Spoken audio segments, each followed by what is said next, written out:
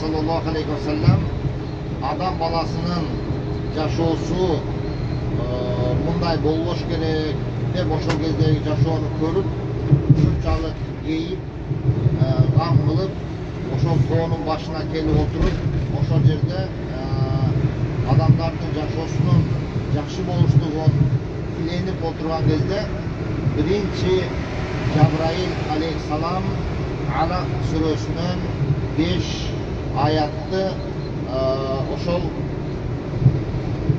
Peygamberimiz Muhammed sallallahu aleyhi ve sellem'e nazil kılgan. Oң жағырдағы бейік тоğı, buna oşol Hira toğusu da atalat, Cebelin Nur toğusu da atalat.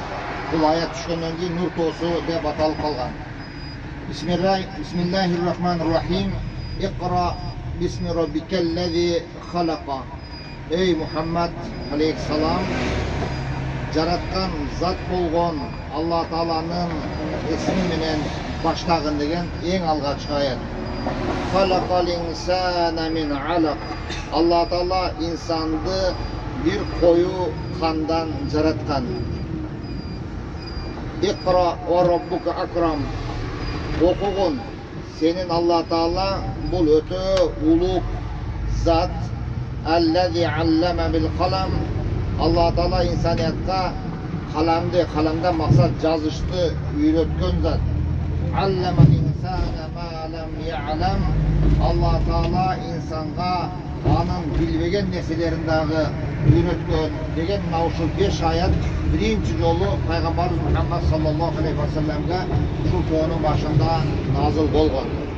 Эгерде кимдер ушул тоонун башына ушул Пайгамбарыбыз отурган жерге чыгып көрүп келебиз деп каалоочулар болгон болсо, анда биз өзүбүз такси менен келип чыгып көрүп кетсек болот иншалла. Аны дагы уюштуруп беребиз. Бул өзүбүздүн жеке бул экскурсияларга кирбейт. Ага өзүбүз жеке эме кылабыз.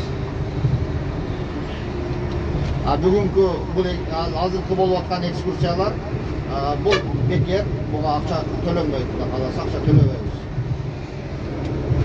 Biz pazar günü Cidde'ye çıkağız, Kuday kalırsa.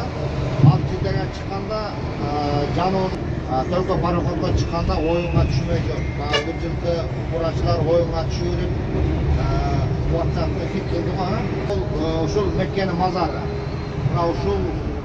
Uşundan kılıp bana koya verişip bu yerde 8 ayda et жоқ болып, апа-пақай болған сөйек қана қалады, аны қайрадан ашып, кейінгі адамға даярдайды. Себебі бұл жерде жер қыртыштары біздікінде емес, бардығы таш, шындай болғандықтан,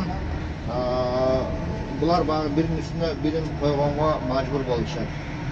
Ал сөйекті біраққа жылдырады, үстін құмменен тегіздейді дағы, қайра үстіне кейінгі жаңы сөйекті қойышады. Бұлардың мүрделер карта менен bölünген, ошол bir карта күткөндөн кийин кайра ошол картага 8 айдан кийин адам койгонго негизи болот. Пайгамбарыбыз Мухаммад саллаллаху алейхи ва салламдын эң алгачкы өмүрлүк жары Хадича энебиздин дагы сөөгү ушул жерде жайгашкан. Эң кызыгы мына ошол мүрзөнүн ичинде эч кандай дарак жок. Жана көрдүңүздөр, бирок Хадича энебиздин үстүн момундай дарак өсүп ушул күнгө чейин өзүнүн көлөкөсүн берип турат. Хадича энебиз Пайгамбарыбыз Мухаммад саллаллаху алейхи ва салламга өтө урматталган, жакшы көргөн, сүйкүмдүү ушундай аял болгон. Пайгамбарыбыз Мухаммад саллаллаху алейхи ва саллам Хадича энебизден 15 жаш кичине болгон. Hadiçe enemiz özü Peygamberimiz Muhammed sallallahu aleyhi ve sellem'e juuçu jönötüp ökö üylönüşkön. Biroq bu yerde daha öte çoğun bir sırlar var. Peygamberimiz Muhammed sallallahu aleyhi ve sellem İslam dinin jetkirүүdө öte çoğun emgeklerdi jasagan, özünün jakın tuğanlarından, жердештеринен öte көптөгөн зордуктарды көргөн. Ошол кезде Хадича энебиз Peygamberimiz Muhammed sallallahu aleyhi ve sellem'e бұл финансылық жақтан дағы, акыл насаат жактан дагы көптөгөн жактардан пайгамбарыбыздын эң жакынкы жардамчысы болгон. Себеби учурунда Хадича энебиз бул Меккедеги 3 бай болсо, ошол 3 бай инсандын бири Хадича энебиз болгон. Хадича энебиздин керуенин Пайгамбарыбыз Мухаммад саллаллаху алейхи ва саллям 25 жашында жалданып Сирия жергесине, Шам деп аталган ал кезде Сирия жергесине ошол кербенди баштап алып келген.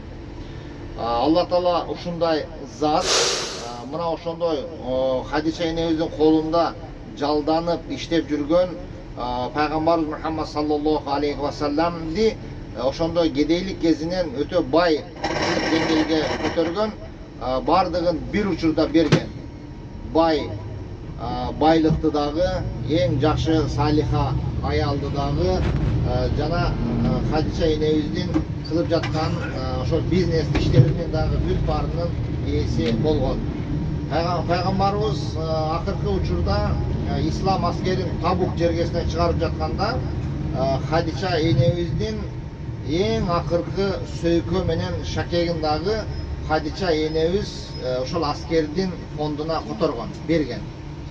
Бул дүйнөдөн Хадича энебиз өткөндө ошол жанагы кепинди башына тартса бут жагы ачылып калган, бутуна тартса баш жагы ачылып калган. Мына ушундай акыбалда Хадича энебиз бул дүйнөдөн узаган. Бул деген Хадича энебиздин кор болушу, же болбосо кедей болушунан белгиленбейт. Бул тескерисинче Хадича энебиз Аллах Таала берген байлыгын бул дүйнөдө бардыгын таратып, ахиретке таза боюнча кеткен деген маанини биз түшүнүшүбүз зарыл.